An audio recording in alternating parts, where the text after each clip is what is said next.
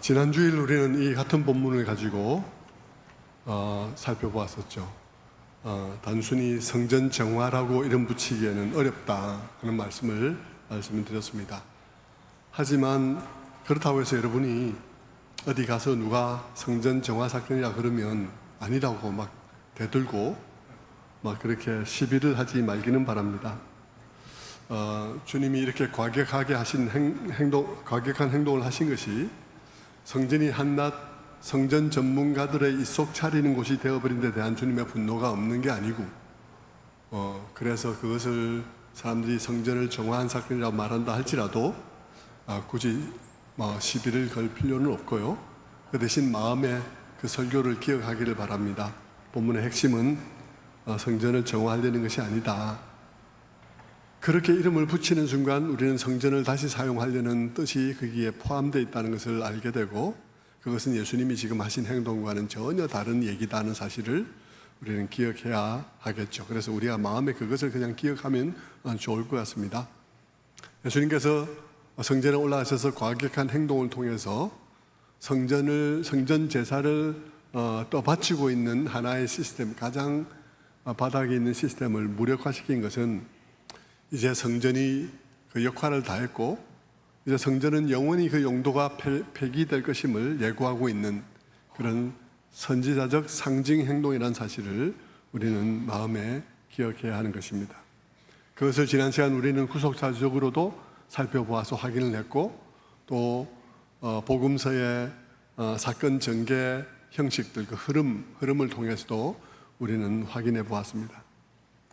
그런 것들을 통해서 성경의 어느 사건도 사건 자체로 독립적으로 존재하는 것은 거의 없고, 어떤 식으로든지 본문 앞과 뒤가 아주 광범위하게 연결되어 있다는 사실을 발견했습니다. 오늘 본문이 그와 같은 대표적인 본문인 것이죠. 본문에서 중요한 위치를 차지하고 있는 성전이라는 주제도 사실 성경에 들어가서 보면 창세기 1장 1절부터 시작되어져서 계시록의 마지막 장에 이르기까지 성경의 일관된 주제라는 사실을 지난 시간에 살펴보았습니다. 그런 의미에서 오늘 성전 사건인, 성전에 가서 예수님께서 과격한 행동을 하신 이 성전 사건은 우발적으로 일어난 고립된 사건이 아닙니다. 앞뒤로 길게 연결되어진 그런 사건인 것이죠. 따라서 우리는 그런 길고 긴 이야기를 알 때 본문의 의미를 제대로 알 수 있게 되는 것입니다. 그리고 그럴 때 우리는 이 성경 말씀의 위대함을 깨닫게 되고, 그리고 이 위대한 말씀에서 시작되어진 우리의 믿음과 또 우리의 소망의 위대함도 또한 알게 되는 것이죠. 오늘 우리는 똑같은 본문을 가지고 또다시 비슷한 일을 하고자 합니다. 오늘 우리가 보고 있는 이 장면이 결코 우발적으로 일어난 독립적인 일이 아님을 또 다른 배경을 통해서 살펴보려고 하는 것이죠. 그러니까 예수님의 모든 사건들은 굉장히 조밀하게 여러 가지 각도에서 전개되어진 구약의 모든 사건들이 관통하는 그런 하나의 점을 이루고 있다는 사실을 여러분이 기억해야 하는 것입니다. 자, 그렇게 우리가 여러 가지 가닥을 연결시켜서 이해할 때 우리는 본문의 메시지를 본문이 의도하고 있는 대로 깊이 이해하게 됩니다. 오늘 본문 속에 나타나는 주님의 분노는 어떤 분노인지, 언제부터의 분노인지, 그리고 이 성전에 담겨 있어야 될 내용은 무엇인지 하는 것에 대한 얘기를 발견하게 되는 것이죠. 만약 우리가 그것을 그렇게 알지 못하면 오늘 본문 같은 이런 본문을 읽으면서 우리가 깨달을 수 있는 깨달음들은 다 너무 피상적이고 제한적인 깨달음일 수밖에 없는 것입니다. 그 깨달음은 이런 거죠. 예수님께서는 성전에서 장사하는 거 싫어하신다든지, 혹은 하나님께서는 성전에 종교 전문가들이 성전을 자기들의 이권 사업장으로 만드는 것을 원치 않는다 하는 이런 정도 깨닫게 되겠죠. 물론 그런 깨달음도 틀린 것은 아니고 분명히 맞는데요. 그러나 배경을 깊이 보면 본문이 훨씬 더 깊은 이야기를 하고 있다는 사실을 알게 되는 것이죠. 오늘 이 성전 사건은 사실 하나님과 하나님의 백성 사이에 있어온 오랜 갈등을 반영하고 있습니다. 그 갈등은 굉장히 오래된 갈등인데요. 하나님께서 성전과 율법을 통해서 무엇을 이루려고 하셨는지와 관련되어진 하나님과 그 백성 사이에 있는 오랜 갈등을 반영하고 있습니다. 그런데 재미있게도 혹은 재미없게도 오늘 본문에 바로 앞에 이 오랜 갈등의 핵심이 무엇인지를 잘 보여주고 있습니다. 요약해서 보여주고 있거든요. 어떻게 보여주고 있나? 이 오랜 갈등의 핵심을 예수님께서는 무화과 나무를 저주한 사건을 통해서 보여주고 있습니다. 이 오랜 갈등의 핵심을 그 한 사건으로 딱 보여주고 있는 거예요. 주님께서 성전에 올라오다가 갑자기 무화과 나무 한 그루를 보시고는 거기에 다가가셨죠. 그리고 열매를 구했는데 열매가 없었습니다. 예수님께서 저주를 하십니다. 마가복음 11장 14절에 예수님께서 말씀하시죠. 예수께서 나무에게 말씀하여 이르시되 이제부터 영원토록 사람이 내게서 열매를 따먹지 못하리라 하시니, 나무에서 더 이상 열매가 맺히지 못한다? 죽을 거라 이 말입니다. 그렇게 말씀하시고 성전에 올라가서 성전을 완전히 뒤집어 엎고 내려오시는데 그 나무가 벌써 죽어 있는 거예요.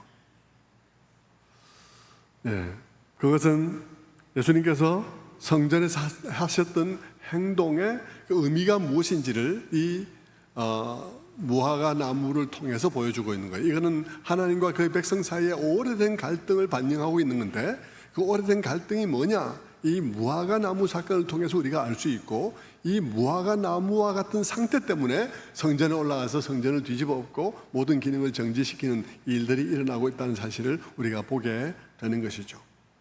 자, 그렇다면 여러분, 이 나무가 말라 죽은 사건을 통해서 예수님께서는 이 성전도 마찬가지다, 이 성전도 똑같이 더 이상 기능을 하지 못하게 될 것이다 라고 말하고 있는 셈인데, 그렇다면 그 이유가 뭔지를 이 사건을 통해서 말해주고 있는 것이죠. 그 이유가 뭡니까? 무화과 나무가 말라 죽은 이유가 뭡니까? 그것은 열매의 문제였다는 것입니다. 하나님께서 그의 백성들에게 원하신 것이 열매라는 것이죠. 그런데 열매가 없는 거예요. 그러면서 이스라엘 백성들, 하나님 백성들 사이에서 열매는 없고 계속해서 무성해 가고 있는 것이 있는데, 그게 뭐냐 하면 잎사귀라는 것이에요. 여러분, 잎사귀는 뭐고 열매는 뭐겠습니까? 열매는 그들의 신앙이 만들어내야 하는 삶의 열매예요. 삶을 말하는 것이에요. 잎사귀는 그 신앙이 만들어내는 어떤 종교와 종교 예식을 의미하는 것입니다. 이 종교 예식과 삶은 굉장히 뗄래야 뗄 수 없는 밀접한 관계를 가지고 있는데, 그런데 이 무화과 나무인 이스라엘 백성들 사이에서 무성해지는 것은 뭐냐 그러면 종교 예식만 무성해지고 열매는 없었다는 것이죠. 그것은 하나님과 그 백성 사이의 오랜 갈등의 핵심인데요, 그것은 하나님이 그들을 부르신 목적과 관련이 있습니다. 하나님은 오래전에 그들을 불렀는데 무엇으로 그들을 불렀나 그러면 제사장 나라로 그들을 불렀습니다. 한 민족을 제사장 나라로 불렀습니다. 이스라엘 백성들은 이 의미를 놓칠 수 없는 위치에 있었습니다. 왜냐하면 그들은 국가 그 민족적으로 제사장과 성전이라는 제도를 갖고 있는 사람들이었기 때문입니다. 그들은 내부적으로 제사장을 가지고 있었죠. 그러니까 제사장이 하는 일이 무엇이었겠습니까? 이스라엘 백성들에게 하나님을 가르치고 알게 해서 그들로 하여금 하나님을 예배하게 하는 일, 그 일을 하는 사람들이 바로 제사장들이었습니다. 그런데 하나님께서는 그들에게 그와 같은 내부적 제도를 주시고는 동시에 그들에게 말하기를, 내가 너희를 제사장 나라로 불렀다, 만국 가운데 너희를 제사장 나라로 불렀다라고 말을 한 거예요. 그러니까 무슨 뜻이겠습니까? 그것은 말할 것도 없이 먼저 믿은 그들로 하여금 세상의 모든 이방인들에게 하나님을 알고 하나님을 예배하게 할 그런 존재로서 그들을 불렀다는 것을 의미하는 것입니다. 다시 말해서 하나님께 등을 돌림으로써 고통에 빠져버린 온 세상을 하나님께로 돌아오게 하는 일에 있어서, 또 하나님과 화목하게 하는 일에 있어서 너희 민족을 통째로 제사장 나라로 쓰겠다라고 말하는 것입니다. 너희 나라는 나라대로 내부적으로 제사장이 있어서 백성들을 하나님을 예배하게 하는 제사장이 있지만, 마찬가지로 너희 나라 전체는 또한 동시에 모든 나라를 향해서 그와 같은 제사장 나라가 되게 하는 것이 내 뜻이라고 하나님께서 말씀하신 것이죠. 그렇다면 여러분, 그 제사장 나라의 역할, 모든 나라로 하여금 하나님을 알고 예배하게 하는 그 제사장 나라의 역할은 어떻게 수행하게 되는 것일까요? 어떤 방식을 통해서 이루어지는 것이라고 생각하셨겠습니까? 하나님께서 그 방식으로 생각하신 것은 삶입니다. 그 공동체 구성원들이 만들어내는 관계와 삶입니다. 그것이 특별하고 그것이 남다른 그런 공동체가 되게 함으로써 사람들이 그 집단을 주목해 보게 하는 것입니다. 그렇게 하나님께서는 그 이스라엘 백성들을 이 세상과 대조되는 대조 집단이 되기를 원하셨던 것이에요. 그럼 타락 이래로 이 세상 사람들은 어떻게 살게 되었다고 했습니까? 지난 주일에 타락 이래로 이 세상 사람들은 선악과 사건을 통해서 어떤 선언을 한 것이라 그랬습니까? 나는 완전히 자유한 자다. 하나님께서 나에게 선을 긋고 어떤 한계를 정한 것을 무시하고 나는 그것마저 무시함으로써 나는 하나님과 동등된 자가 될 것이라고 선언한 것이죠.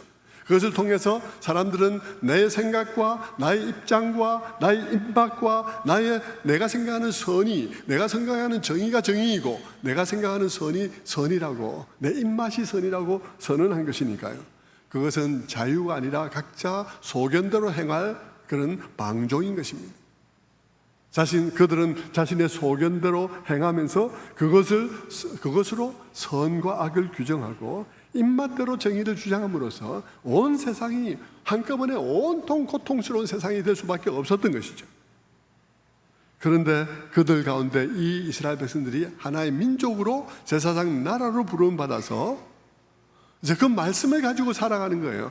나의 기준도 아니고 너의 기준도 아니고 너의 의견도 아니고 나의 의견도 아닌 하나님의 말씀, 만물을 지으시고 그 지으신 모든 것을 두루 사랑하시는 하나님의 시각, 그 시각을 중심으로 너도 수렴하고 나도 수렴하고 좌측인 너도 수렴하고 우측인 너도 수렴해서, 그래서 이 하나님의 말씀을 배우고 순종함으로써 사랑하는 공동체를 이루어 세상과 대조되는 사회를 이루는 것, 그것이 하나님께서 이 제사장 나라의 역할을 수행하기 하는 방식으로 채택하신 방식이에요.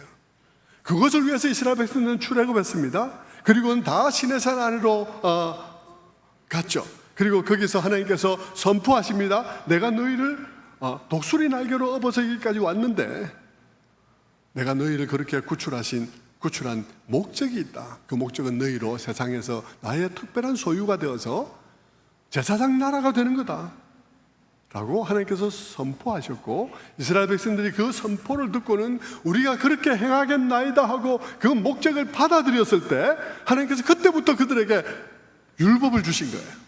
그때부터 하나님께서 율법을 주시는데 그 율법은 내 생각도 아니고 네 생각도 아니고 하나님의 생각입니다. 그것은 그분이 생각하는 선이요, 그분이 생각하는 정의요, 그분이 생각하는 공의인 거예요.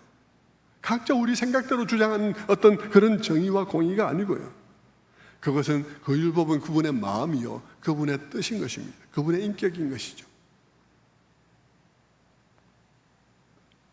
그래서 그 율법을 주시고 그 율법이 이제 그들이 이룰 그 공동체의 삶의 헌장이 되게 하신 것입니다. 삶의 모든 기반, 기초, 규범, 헌법이 되게 하신 것이죠. 기본 정신이 되게 하신 것입니다. 그리고 나머지 다른 것은 다 그런 공동체가 되고 그런 공동체를 유지해서 가기 위해서 주신 거예요. 성전, 절기, 안식일, 제사 다 마찬가지예요. 그것들은 다 그 정신 위에 그 나라가 세워지고 그 정신 위에 그 나라가 상처를 치유하고 그리고 그 정신 위에 그 나라를 유지해 갈 수 있도록 하기 위해서 주어진 것입니다. 여러분, 안식일도 그래요. 안식일도 여러분, 출애굽기의 안식일, 신명기의 안식일이 조금 다르다는 거 알고 있죠? 그 안식일을 통해서 한편으로는 창조 질서를 배우고 창조의 목적을 배우고, 다른 한편으로는 구원의 목적을 배우고 구원의 은혜를 배워서, 그래서 그 구원의 은혜에 대한 감사와 감격을 동력으로 해서 그 구원의 목적과 창조의 목적을 이루어가는 공동체를 이루는 끊임없는 그런 각성, 끊임없는 되새김, 그것이 안식일 날 일어나야 되는 일인 것이죠. 그것은 처음부터 창조와 구원의 목적에 부합한 그런 공동체를 세워가라는 하나님의 뜻인 것입니다. 그와 같이 안식일이 그러하고 성전이 그러하고 제사가 그러하고 절기가 그러해요. 그 모든 것들 제도를 통해서 하나님께서 세우고자 하는 것은 율법에 따라서 하나님의 생각을 따라서 살아가는 공동체, 하나님의 생각이 반영된 관계를 가진 공동체, 그런 공동체가 되기를 원했던 것이죠. 그래서 하나님께서 그 공동체의 모든 예배와 그 성전과 제사와 절기와 그 모든 것을 통해서 그들에게 기대한 것이 뭐겠습니까? 열매입니다. 어떤 열매요? 삶의 열매인 것이죠. 남다른 관계가 담겨있는 공동체가 되기를 원했던 것입니다. 하지만 여러분, 이스라엘의 역사 내내 그들에게 나타난 경향은 뭐겠습니까? 이스라엘 역사 내내 그들에게 나타난 경향은 그들에게서 하나님의 말씀이 스며들어서 나타나는 삶이 그들에게서 나타난 것이 아니라 늘 무엇이 나타났겠습니까? 그들에게는 늘 종교적인 것이 풍성하게 나타났습니다. 늘 종교적인 게 더 풍성해요. 삶이 나타나는 게 아니라 종교적인 게 풍성해지는 것이에요. 성전을 더 멋있게, 제사 예식을 더욱더 폼나게, 막 이렇게 되는 것이죠. 오늘날로 말하자면 예배당 멋있게 짓고 멋있게 막 엄청난 돈을 들여서 월가에나 어울리는 그런 예배당 짓고, 그리고 조명도 막 최첨단 조명 해가지고 사운드 막 음향 너무나 어마어마하게 하는 것이죠. 그렇게 예배의 순서를 손질하고 예배 속에서 하는 모든 멘트를 세련되게 하고, 그리고 큐시트 만들어서 막 분 단위로 막 행동을 다 정리하고, 그리고 찬양단 연습 잘 시켜서, 여러분 그게 나쁘다는 게 아니고요. 핵심은 죽었는데 그런 것들로만 막 채운다는 것입니다. 여러분 얼마나 멋있습니까? 건물 멋있게 짓고 막 부속 시설들 막 우리 공간 모자라서 그런데 비카번쩍하게 만들면 좋죠, 여러분. 사운드의 음향 정말 돈 들여서 하면 너무 좋지 않습니까? 우리는 너무나 그렇게 돈 별로 못 들인 거지만, 여러분 제가 한번 코엑스 가서 주례를 하는데 정말 제가 깜짝 놀랐습니다. 내 목소리가 이렇게 좋은가 싶어가지고 깜짝 놀랐어요. 믿을 수 없는 목소리가 나오더라고요. 나쁘다는 게 아니라 핵심은 다 죽고 없는데 그런 것들만 풍성하게 만드는 일, 그런 일들이 이 신앙의 역사 속에서 계속 나타나더라는 것이죠. 삶은 없고 성도들 간의 바른 관계는 없고 존경한 무성한 그런 일들이에요. 그런데 여러분 그런 상황 속에서 성전 종사자들은 아무 문제가 없었어요. 거기에 제사는 계속되고 있었으니까, 종교는 계속되니까요. 그러니까 뭐 제사 많이 드리고 모든 살아야 될 삶을 제사로 다 땜빵을 했으니까 제사가 많으면 제밥도 많이 떨어지고, 성전 종사자들은 별 문제가 없었습니다. 어려움이 없었죠. 그렇게 예배자는 종교만 무성하게 무성한 예배를 드림으로써 그들은 성전에 협조하고, 성전 종사자들은 그것으로 인해서 그들이 넉넉하게 살아가면서 값싼 위로를 주고, 서로 결탁을 한 거예요. 주거니 받거니. 그렇게 종교는 계속 종교화되어져 간 것이죠.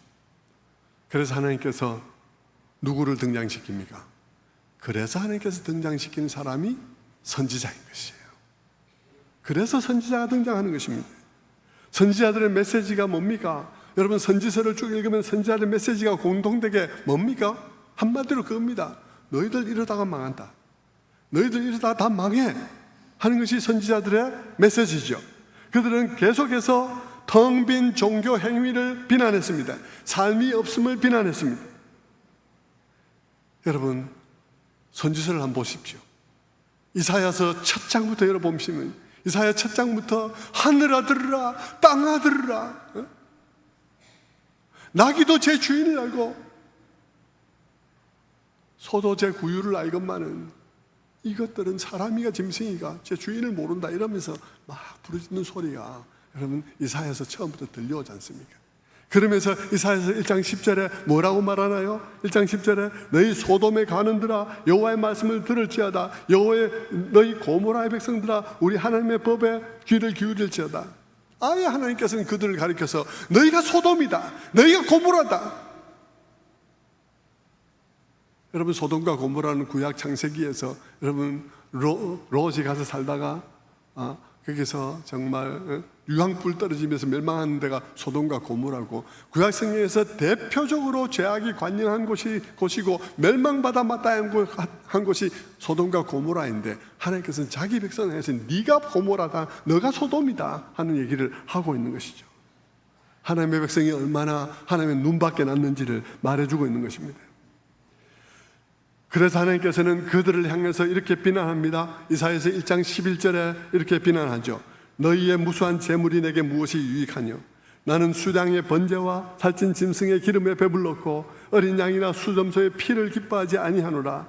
너희가 내 앞에 보이러 오니 이것을 누가 너희에게 요구하였느냐? 내 마당만 밟을 뿐이니라. 그러면서 13절에 또 말합니다. 헛된 재물을 다시 가져오지 말라. 성에 아울러 악을 행하는 것을 내가 견디지 못하겠노라. 내 마음이 너희 월삭과 정한 절기를 싫어하나니 이는 너희 손에 피가 가득함이라. 여러분, 이 이사야의 얘기를 쭉 읽으면서 우리는 정말 아이러니를 느낄 수밖에 없습니다. 그럼 뭐냐 그러면 정말 하나님을 최고로 진노하게 하는 것이 바로 성전이라는 것이에요. 성전이 하나님을 가장 화나게 만드는 것입니다. 그 성전과 성전에서 드려진 제사와 그 백성을 보면서 하나님께서는 그렇게 말씀하시는 거예요. 너희의 넘치는 예배, 넘치는 재물에 내가 질려버렸다. 너희가 그것을 드린다고 내가 절대 기뻐하지 않을 거다. 그러면서 심지어 너희의 그 모든 것은 내가 견딜 수 없는 괴로움이라고 하나님께서 말씀하시죠. 근데 여러분, 이 하나님께서 견디지 못해 하는 바로 그것이 그들의 제사의 절차나 그들이 제사 가운데 드리는 제물 때문이 아니었다는 거예요. 예배자의 마음, 예배자의 정성 때문도 아니었습니다. 우리는요, 이런 본문을 읽으면서 그들이 굉장히 형식적인 그런 예배를 드렸을 것이라고 지레 너무 예단을 하게 되는데, 여러분 이사야서 1장을 차분히 읽어보면요, 그들의 예배가 그냥 마구잡이로 형식적이기만지만은 않았다는 사실을 볼 수 있습니다. 너희의 살찐 짐승도 내가 너무 피곤하다. 너희의 잘 지키는 월삭도 난 피곤하다. 이 얘기를 하고 있는 것이거든요. 그러니까 그 살찐 짐승을 제물로 드린다는 것은 뭘 의미하는 것입니까? 예배자가 적어도 하나님 앞에 예물을 드리는 데 있어서는 정말 잘 준비해서 드렸다는 것입니다. 절기 잘 지켰다는 거예요. 절차 잘 지켰다는 것입니다. 정말 하나님 앞에 경건한 모양은 잘 지켰다는 것입니다. 그런데 하나님께서 뭘 역겨워하는 것입니까? 모양만 그런 종교를 역겨워한 것입니다. 삶이 없다는 것이죠. 삶은 정반대라는 것입니다. 제사에 대한 법과 규정은 법대로 잘 지켰지만 정신은 하나도 지켜지지 않는 그들의 상태를 하나님께서 역겹게 생각한 것이죠. 성도 여러분, 오늘날 우리의 문제도 그렇지 않습니까? 물론 어떤 사람들의 신앙은요, 잘 지키는 것이 없어요. 너무 해이하고 흐트러져서 예배를 드리는지 마는지, 예배 안 드리는 거 예사로 생각하고 정말 흐트러져서 이거는 뭐 경건 생활이라고 말할 수도 없는 형편에 있는 사람도 많이 있습니다. 그런데 어떤 사람들은 그 반대예요. 어떤 사람은 그 반대로 모든 교회에서 전통적으로 지켜왔던 것을 철저하게 지킵니다. 주일 성수 철저하게 지킵니다. 11조 철저하게 지킵니다. 예배의 법도를 따르는데 삶은 없는 거예요. 살아야 할 삶을 법칙을 지키는 것으로 대체한 것입니다. 여러분, 교회 안에도 보면요, 정말 어떤 면에서 하나님의 말씀을 그 정신으로 지키지 않는 사람이 법도를 더 엄격하게 지키는 경우들을 볼 수가 있습니다. 교회 안에서요, 하나님의 말씀을 그 정신으로 지키지 않아요. 그런데 법도는 엄청나게 지켜가지고 11조 또 주일 성수 맨날 예배한 예배들이 한 번도 안 빠져요. 그런데 여러분, 정신을 지키지 않는 사람이 법도를 엄청나게 지키는 사람들이 있다는 것이죠.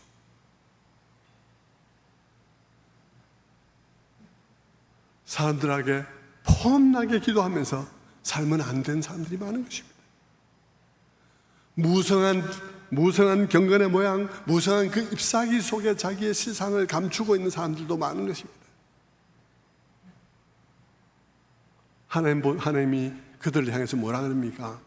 그들을 향해서 말씀하시기를 마당만 밟고 가는 거다. 이거는 예배가 아니다. 네가 지금 하고 가는 일은 예배 드리고 가는 것이 아니라 마당만 밟고 가는 거다 라고 하나님께서 말씀하시는 것입니다. 규정대로 했는데, 규정대로 했고 하나님 앞에 빈손으로 나오지 않았는데 하나님께서 예배로 치지 않는 결과를 가져온 것이죠. 성도 여러분, 우리 마음에 기억하십시다. 성경대로 했는데도 성경적이지 않을 수 있습니다. 성경대로 했는데 성경적이지 않을 수 있어요. 성경을 문자대로 지켰는데 성경을 지킨 게 아닌 경우들이 많이 있을 수 있는 것입니다. 여러분, 그럴 수 있어요. 하나님은 이 교회가, 이 땅의 교회가 정말 하나님이 의도하신 그런 교회가 되기를 원하는데, 그러나 이 땅의 교회들은 예배만 무성한, 종교만 무성한 그런 존재가 될 수 있다는 것이죠. 이사야는 하나님께서 그들의 무성한 예배를 왜 싫어하시는지를 말씀하는데, 그들에게 하나님이 싫어하는 삶이 있었기 때문이라고 이렇게 말합니다. 그들에게 교만한 눈이 있다, 거짓된 혀가 있다, 무죄한 자의 피를 흘리는 손이 있다, 못된 꾀를 꾸미는 마음이 있다, 악을 향하는 데 빠른 발이 있다 라고 말했습니다. 여러분, 그 눈, 교만한 눈, 은근히 다른 사람을 내려다보는, 내가 조금 잘 되면 잘 된 대로, 내가 조금 더 배웠으면 배운 대로, 겉으로야 아마 다 겸손하게 하죠. 겸손하게 아마 다 이렇게 하죠. 그런데 여러분, 그 눈이 지그시 내려다보는, 아주 겸손하게 친절하게 내려다보는 그런 경우들도 많이 있는 것입니다. 그 교만한 눈, 거짓된 혀, 피를 흘리는데 빠른 손, 못된 꾀를 꾸미는 마음, 그리고 악을 향하는데 빠른 발, 손, 발, 마음, 눈, 혀, 그 모든 것은 다 삶에 관한 얘기인 것입니다. 하나님께서 그들의 제사를 미워하는 것은 그들의 삶이, 그들의 입과 귀와 눈과 그 손과 발로 하는 그들의 삶이 하나님이 받아들일 수 없기 때문이었습니다. 성도 여러분, 여러분 안에도 주일만 지키는 사람들, 주일만 잘 지키는 사람들이 있을 수 있습니다. 형제와 자매에게는 정말 못되게 하면서 주일만 잘 지키는 사람들이 있을 수 있습니다. 사람들은 그 사람을 만나서 상처받고, 그 사람 때문에 영혼이 시들고, 그 사람 때문에 너무 힘들고 너무 괴로운데, 그 사람만 그런 방식으로 자기의 존재감을 나타내는 경우들이 있는 것입니다. 성도 여러분, 하나님께서는 우리의 눈, 우리의 입, 우리의 손, 우리의 발을 보고 계시다는 것이죠. 그래서 주님께서 말씀하십니다. 이사야서 1장 15절 말씀에 너희가 손을 펼 때 내가 내 눈을 너희에게서 가리고 너희가 많이 기도할지라도 내가 듣지 아니하리니 이는 너희의 손에 피가 가득함이라. 너희가 손을 펼 때에 내가 눈을 가릴 것이다. 너희가 찬양하면서 손을 드냐? 너희가 기도하면서 손을 드냐? 그런데 나는 눈을 가리고 싶다. 왜냐하면 너희 손에 피가 가득하기 때문이다 라고 말씀하고 있는 것이죠. 사람들은 다 그 성전에서 드려지는 무성한 예배, 그 음향, 조명, 찬양단, 찬양주에 높이 들어 올리는 손과 박수와 그 예배의 뜨거움과 그 모든 것을 보면서 와, 우리 예배 정말 영적으로 정말 풍성한 예배가 되었다라고 말할지 몰라도 하나님께서는 선지자에게 무엇을 보여주십니까? 하나님께서는 선지자에게 손에 가득한 피를 보여주는 것입니다. 우리는 우리의 예배 의식 속에서 좀 더 많은 사람들이 손을 들고 좀 더 많은 사람들이 큰 소리로 찬양하고 좀 더 많은 사람들이 큰 소리로 기도하는 것을 보면서 야, 요즘 우리 교회 예배 너무나 영적인 예배가 되었다고 말할지 몰라도 하나님께서는 우리의 영적인 진상을 보시면서 탄식하는 것입니다. 우리의 모든 그러한 경건하게 보이는 겉모습의 태도에도 불구하고 하나님께서는 그것을 보면서 이건 전혀 영적인 예배가 아니야 라고 말할 수 있다는 것입니다. 정말 영적인 예배는 단지 예식 속에서 뜨거운 것이 아니라 삶이 함께하는 예배라는 말입니다. 성도 여러분, 우리는 계속해서 우리 예배가 뜨거워지고 예배가 어떻게 되어지면 그것이 정말 영적인 예배라고 말하고 있는데 하나님께서는 이사야에게 그럼에도 불구하고 그들에게 이건 내가 정말 받아들일 수 없는 것이라고 말하고 있다는 사실을 생각할 때 여러분, 우리가 얼마나 착각하고 있기 쉬울 것인가를 생각해야 하는 것입니다.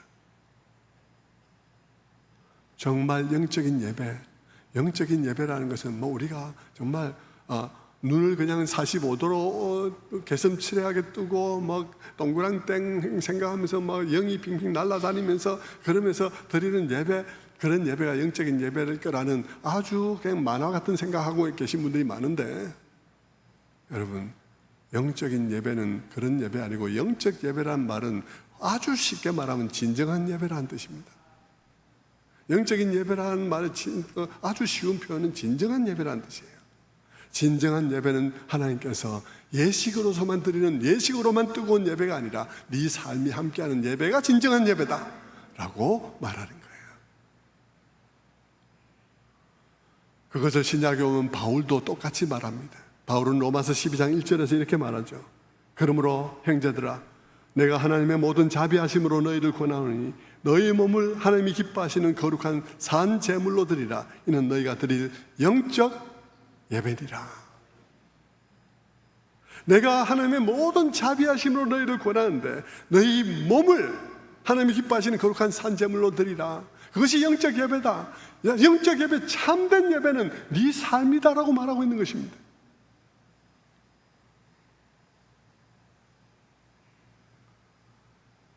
이사야서 1장은 계속해서 말하죠. 1장 16절 17절에서 이사야는 그들에게 필요한 것이 무엇인지를 말합니다. 그들에게 필요한 것은 몸을 씻는 것이 아니라 삶을 씻는 것이며 하나님 앞에서 악한 것을 치우는 것입니다.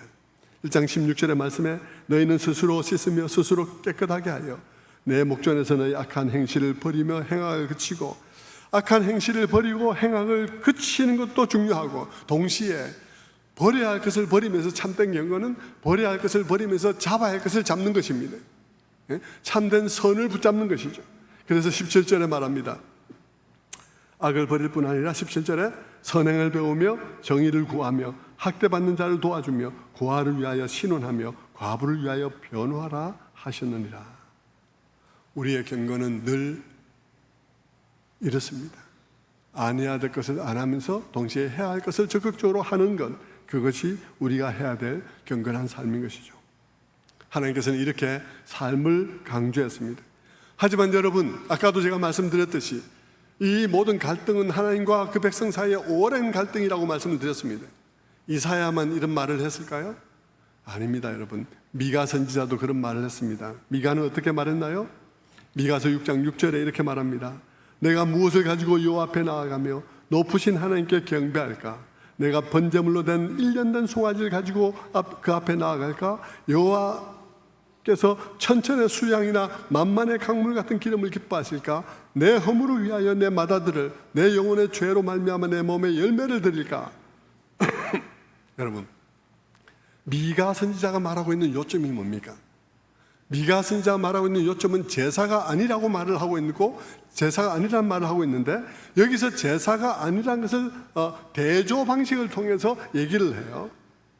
단순히 제사가 아니고 하나님의 뜻을 행하는 것이라고 말을 하려고 하는 것인데, 거기서 대조하기 위해서 제시하고 있는 제사가 어떤 종류의 제사를 말하냐면 1년 된 송아지를 가지고 드리는 아주 정성되고 엄선되어진 제물로 드리는 그런 제사를 말하고 있습니다.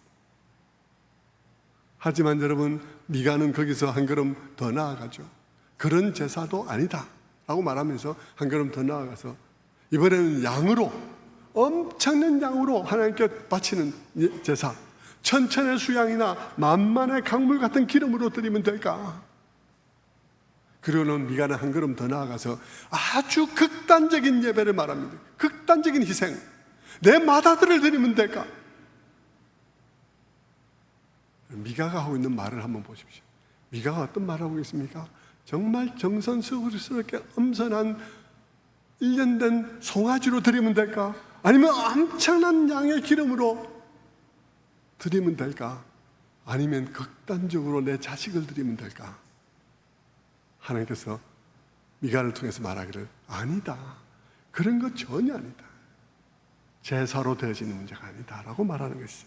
그러면서 뭐라고 말합니까? 6장 8절에, 미가서 6장 8절에 말합니다. 사람아, 주께서 선한 것이 무엇임을 내게 보이셨나니 여호와께서 내게 구하는 것은 오직 정의를 행하며 인자를 사랑하며 겸손하게 내 하나님과 함께 행하는 것이 아니냐. 여호와께서 정말 원하는 것은 너가 올곧게 살아갈 뿐만 아니라 정말 많은 연약한 자들에게 공감하며 베푸는 그런 삶을 살아가는 것 아니냐. 그 점에 있어서 하나님과 동행하는 삶 아니냐. 그렇게 말하고 있는 것이죠. 미가만 말한 것도 아니에요. 호세아도 말합니다. 호세아 선지자도 하나님께서 원하시는 것의 핵심이 무엇인지를 한마디로 말을 하죠. 호세아 6장 6절에 말합니다. 나는 인내를 원하고 제사를 원치 아니하며 번제보다 하나님을 아는 것을 원하노라. 나는 너희가 제사만 열심히 드리는 걸 원하지 않고 인내를 원하고, 너희가 인내를 베푸는 삶을 살기를 원하고, 나는 너희가 번제를 열심히 드리는 것보다도 하나님을 아는 것을 원한다. 하나님이 어떤 하나님이신지, 하나님이 어찌됐든지 나는 이런 제사만 드리면 된다가 아니라 네 제사보다도 네가 하나님을 아는 것이 더 중요하다. 그분이 어떤 분이신지. 그렇게 호세아도 말하고 있습니다. 아모스도 말을 해요. 아모스는 어떻게 말합니까? 선지자마다 각각 다른 특징을 가지고, 아까 미가는 정성스러운 제사, 엄청난 양을 갖다 드리는 제사, 혹은 극단적인 희생을 하는 그런 제사와도 비교가 안 된다. 그런 것으로 하나님을 기쁘게 할 수 없다는 방식으로 표현했지만 선지자마다 각각 다른 방식으로 말을 해요. 아모스 선지자는 이렇게 말을 합니다. 아모스 5장 4절에 이렇게 말하죠. 여호와께서 이스라엘 족속에게 이같이 말씀하시기를 너희는 나를 찾으라. 그리하면 살리라. 베델을 찾지 말며 길갈로 들어가지 말며 브엘세바로 나아가지 말라. 너희가 살려면 너희 악을 미워하고 선을 사랑하며 성문에서 정의를 세울지어다. 너희가 정말 살려면 베델로 가지 말고 길갈로 가지 말고 브엘세바로 가지 말고 나를 찾아라. 너희가 살려면 정말 나를 찾고 악을 행하지 말고 선을 사랑하며 성문에서 정의를 세울지어다. 너의 공공적인 삶, 성문은 공공적인 장소인데 너의 공공적인 장소에서 정의를 세울지어다 라고 말하고 있는 것입니다.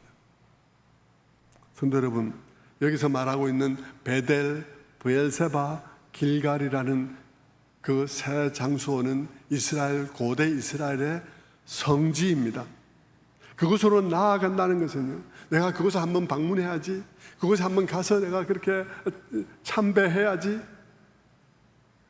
여러분, 그것은 하나님께 나아가되 정말 하나님이 누구신지를 아는 방식으로 나아가지 않고 제의적으로 접근하는 것입니다. 제사를 드리는 것으로 만족하는 거예요. 내가 거기 한번 방문한 것으로 만족하는 것이죠. 거기 가서 한번 예배 드리는 것으로 만족하는 것입니다. 하나님을 찾으며 하나님을 이해하고 하나님께로 나아가는 것이 아니라 내가 거기 한번 갔다는 것에서 내가 종교적인 위안을 얻는 거예요. 오늘날로 말하면 성지순례 가는 것하고 비슷해요. 어떤 사람들은요, 성지순례를 폄하할 것은 아닌데 어떤 사람들은 정말 자기 이웃, 친척, 교우들에게 정말 못되게 하고 돈 모아서 성지순례 갈 수 있습니다. 예? 그럴 수 있잖아요. 정말 자기 믿음의 식구들에게 못되게 하고 정말 교회에서 정말 못된 시간 다 하고는 돈 모아서 성지순례 갈 수 있습니다. 하나님께서 가지 마라, 베델로 가지 마, 브엘세바로 가지 마, 나에게로 나오라고 말하고 있는 것입니다.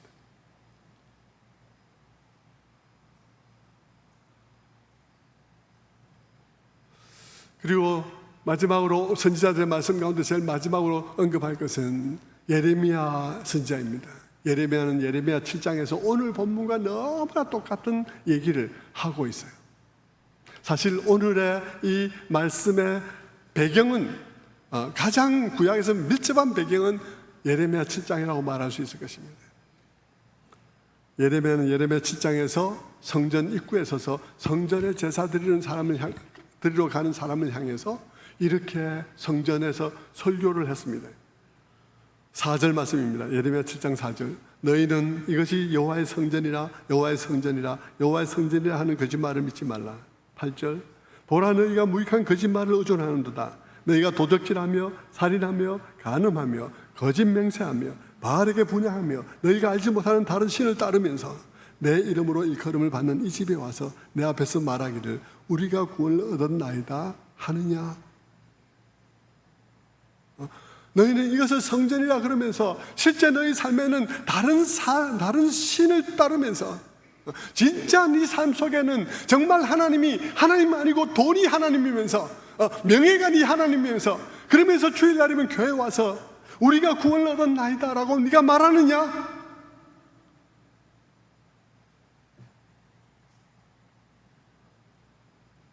예레미야 선지자가 지금 통렬하게 비난하는 것은 무엇이냐 그러면 성전과 성전에서 행해지는 종교 예식이 모든 사회 문제의 뿌리가 되고 있다는 것입니다. 정말 엄청난 얘기를 하고 있는 거예요. 성전에서 이루어지는 일들이 그 사회, 그 이스라엘 사회 속에서 엄청난 그것이 엄청난 그 문제의 뿌리가 되고 있다는 것입니다.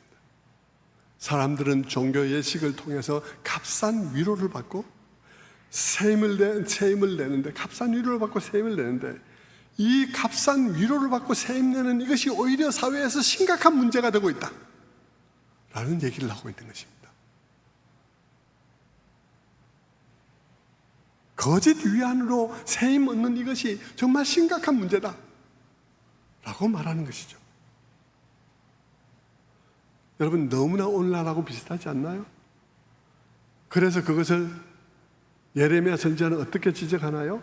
예레미야는 이렇게 표현합니다. 예레미야 7장 10절에 이렇게 표현해요. 내 이름으로 일컬음을 받는 이 집에 들어와서 내 앞에 서서 말하기를 우리가 구원을 얻었나이다 하느냐? 이는 이 모든 가증한 일을 행하려 함이로다. 너희가 세상에서 온갖 나쁜 일하고 그리고 다른 짓 생기고 그러면서 교회 와서 너희가 정말 값싼 위로받으며 그러면서 손들고 하나님께서 우리를 구원하셨나이다라고 말하는데 그거는 무엇과 같으냐면 내가 이 일을 계속하겠다는 것과 같은 것이다. 이는 너희가 그 일을 행하려 함이로다 라고 말하고 있는 거예요. 성도 여러분, 이 성전에 와서 사람들이 하나님 우리를 구원해 주셔서 감사합니다. 죄를 용서해 주셔서 감사합니다. 그렇게 할 때 하나님 귀에 그 말이 어떻게 들리냐 그러면 하나님 또 힘내서 가서 그 일을 다시 또 하겠습니다. 계속 그 일을 할 수 있도록 힘 주셔서 감사합니다는 말로 들린다는 것입니다.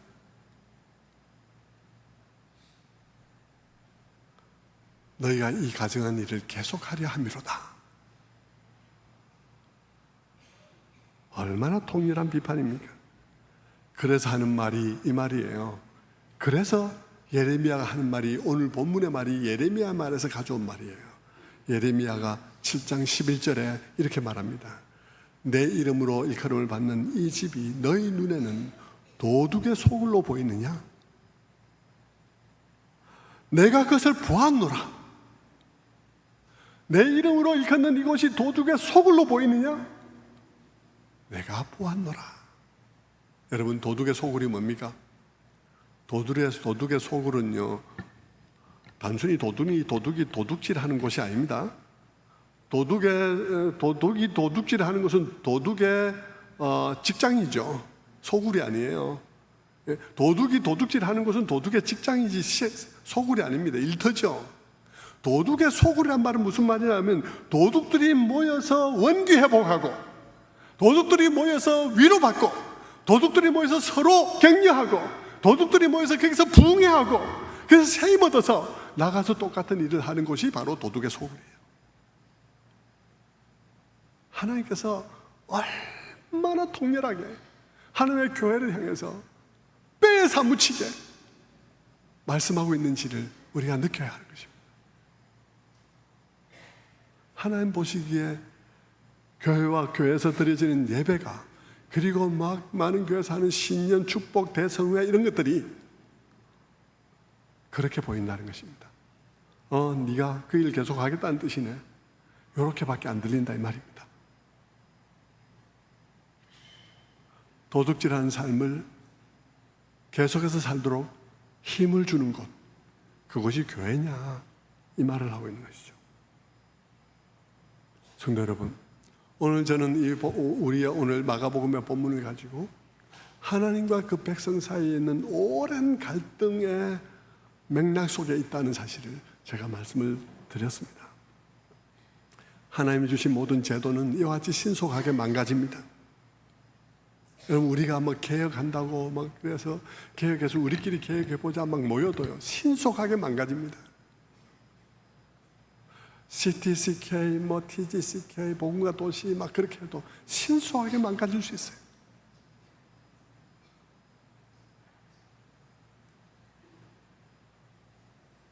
로잔, 다음 50년, 다음 10년 뒤에 어떻게 될지 우리는 아무도 장담할 수 없습니다. 잎이 무성하다는 것, 그것은 종교가 무성하다는 것입니다. 열매가 없다는 것, 그것은 삶이 없다는 것이에요. 하나님의 공동체가 남다른 삶을 그 공동체에 담아내지 못했다는 것입니다. 그리고는 사람마다 그 공동체 속에서 값싼 위로, 천박한 위로로 만족하는 상태가 되었으니 이게 도둑의 구렬이 아니고 무엇이냐 하는 얘기를 하고 있는 것이죠. 그런데 여러분, 우리의 행하는 모든 종교적인 예식은 잎사귀에 해당합니다. 이 종교적인 예식은 필요 없는 게 아니에요. 이 종교 예식은 필요 없는 정도가 아니라, 필요 없지 않다는 정도가 아니라 아주 중요한 것이에요. 그런데 단 하나, 이 종교적인 예식이 목적이 아니라는 것입니다.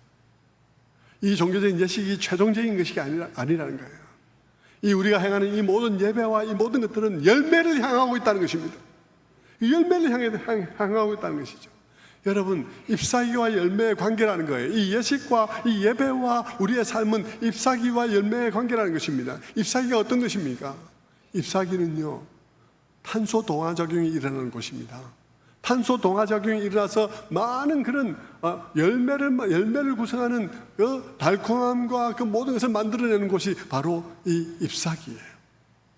그 잎사귀에 태양이 비칠 때 잎사귀는 열심히 태양을 빛을 받아서 동화작용을 일으켜서 열매를 충실하게 맺게 되는 것이죠. 마찬가지입니다, 여러분. 우리의 이 예배가 잎사귀예요. 이 예배 위에 어떤 빛이 비치나요? 하나님의 은혜의 광채가 비치는 것입니다. 하나님의 은혜가 광채가 비칠 때 우리가 열심히 이 시간을 통해서 영적 동화작용을 하는 것입니다. 그리고는 우리의 삶의 열매를 만들어내는 모든 요소를 구성하는 것이죠. 그것이 우리의 예배인 것입니다. 그러니까 예배와 이 삶의 관계는 굉장히 중요한 것이죠. 예배가 은혜가 풍성하면 삶에 힘이 있습니다. 예배의 은혜가 풍성하면 삶이 관대해집니다. 거기서 맛있는 열매가 맺히듯이 맛있는 삶이 만들어지는 것이에요. 그런데 우리는 늘 어떤 경향이 있다는 것입니까? 우리는 그 잎과 잎사귀의 관계를 모른 채 늘 잎사귀에만 머물러 있는 것이죠. 그래서 늘 잎사귀만 무성하게 하는 경향이 있다는 것입니다. 늘 종교적인 예식만 무성하게 하는 것이에요. 그리고는 거기서 값싼 위로로 만족하는 것입니다. 그러다 보면 우리들의 예배를 드리는 우리들의 종교적인 거점과 거기서 드려지는 예배가 다 뭐가 된다는 거예요?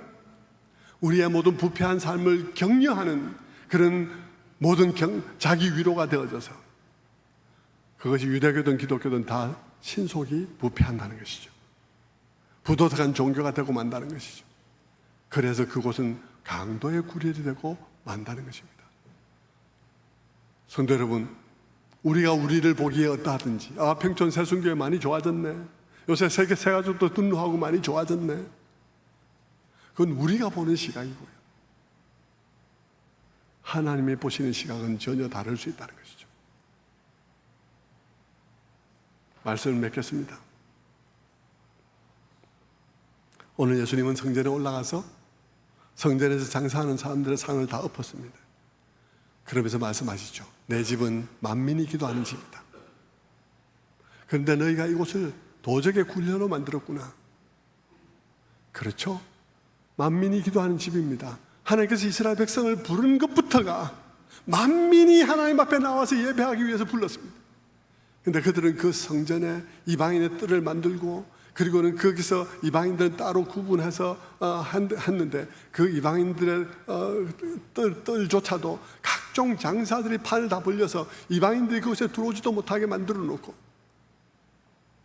그렇게 예배드리고 있는 그들의 모습, 그리고 그곳에서 값싼 위로를 주고받으며 예배만 무성하게 하고 삶은 없는 그들의 삶, 그것을 주님께서는 너희가 이곳을 도덕의 굴혈로 만들고 있구나 라고 통렬하게 비판하고 비판했습니다. 성도 여러분, 이 하나님의 비판, 하나님과 그 백성 간의 이 갈등, 얼마나 오래된 갈등인가요? 너무나 오래된 갈등입니다. 이사야 때부터, 이사야 이전부터, 미가 이전부터 늘 있었던 갈등이죠. 근데 그 갈등이 예수님이 오셔도 해결이 안 된 거예요. 여러분이 오늘 본문 속에서 보아야 할 것은 예수님이 오셔서 예루살렘에 올라왔는데도 그 갈등이 하나도 해결 안 되고 있어요. 하나도 해결 안 되고 성전이 그렇게 그대로 있는 거예요. 그래서 예수님께서 그 성전을 뒤집어 엎는 것입니다. 성전을 중단시킨 것이죠. 뭘 말하는 것이에요? 율법으로는 되지 않는다는 것입니다. 제도로만 되지 않는다는 것이에요. 주님께서 오셔서 참된 계시를 주시고, 우리를 위해서 참된 제사가 되어주시며 참된 성전이 되어주시고, 그리고 성령께서 오셔서 우리의 심령을 다스려 주실 때 그 성령의 다스림을 온전히 받는 사람들 가운데서만 가능한 그러한 것이라는 것이죠. 그래서 예수님께서 이 땅에 오셔서 사마리아 여인을 찾아가셔서 말씀하시는 것입니다. 이 산에서도 말고 저 산에서도 말고 너희가 참으로 하나님을 예배할 때가 오나니 곧 지금이다 라고 말씀하신 것이죠. 그 주님께서 그곳으로부터 계속 올라가서 예루살렘에 올라가 십자가를 지시는 사건, 그 십자가를 지기 바로 직전에 오늘 이 성전 사건을 일으키시면서 우리들로 하여금 보게 하는 것입니다. 우리의 문제가 얼마나 고질적이며 우리의 문제가 얼마나 우리의 힘으로 풀 수 없는 문제인지, 이 하나님과 이 백성과의 갈등이 어제 오늘의 일이 아니라 얼마나 오래된 일인 것인지를 우리로 하여금 보게 하는 것이죠. 그리고 그 갈등의 현장에 오셔서 우리가 해결할 수 없으니 주님이 우리의 모든 문제를 지고 십자가를 지시는 것이 바로 십자가의 사건인 것입니다. 그와 같은 놀라운 이야기들을 이 복음서 말씀을 통해서 들으면서 우리는 우리 마음을 살펴보아야 하겠습니다. 성도 여러분, 우리는 끊임없이 하나님께서 갈등하신 그 갈등을 보면서 끊임없이 우리에게는 그런 경향이 있구나, 끊임없이 우리는 그 잎사귀만 무성하게 만들고 모든 것을 종교적으로 풍성하게만 만들고, 진짜 그것이 우리에게 우리에게 원하는 그것, 하나님께서 우리에게 원하시는 그것을 우리에게 하나도 맺히지 않는 것이 우리구나 하는 사실을 깨달으면서 가슴을 치고 하나님의 분명한 뜻을 깨닫고 우리에게 조그만 열매라도, 조그만 무화과라도 열매 맺히는, 그리고 그것이 자라가는 그런 우리 교회가 되기를 주님의 이름으로 축원합니다.